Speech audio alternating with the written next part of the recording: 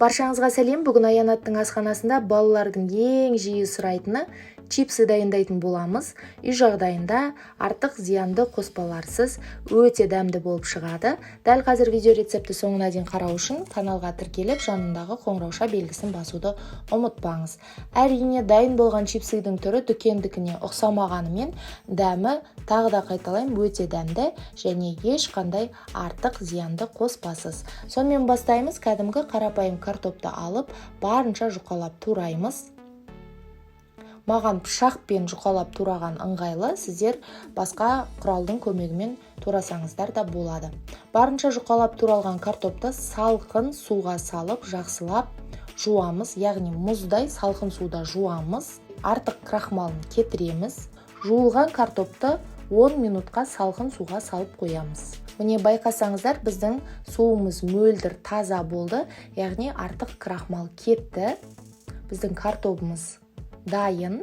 Енді суын төгіп, қағаз майлыққа, яғни салфеткаға картопымызды тізіп шығамыз. Майлықпен артық ылғалын, артық суын сүртіп аламыз. Бәлкім сіздерге жұмысы өте көп болып көрінуі мүмкін, бірақ бір рет жасап көрсеңіздер, сіздерге дәмінің ұнайтындығы соншалық, алдағы уақытта міндетті түрде жиі жасайтын боласыздар.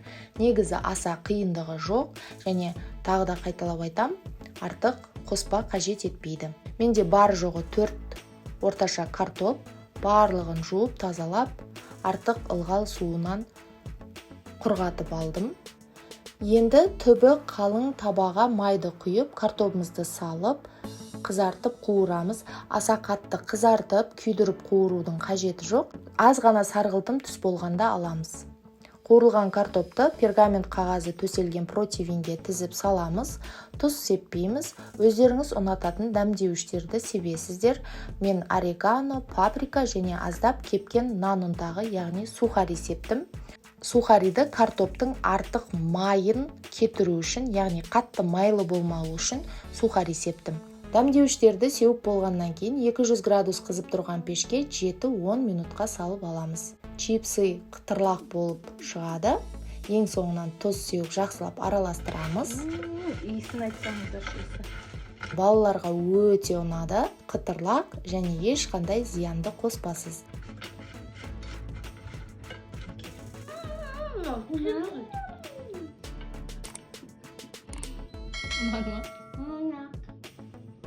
Бүгінге осы, міндетті түрде жасап көріңіздер.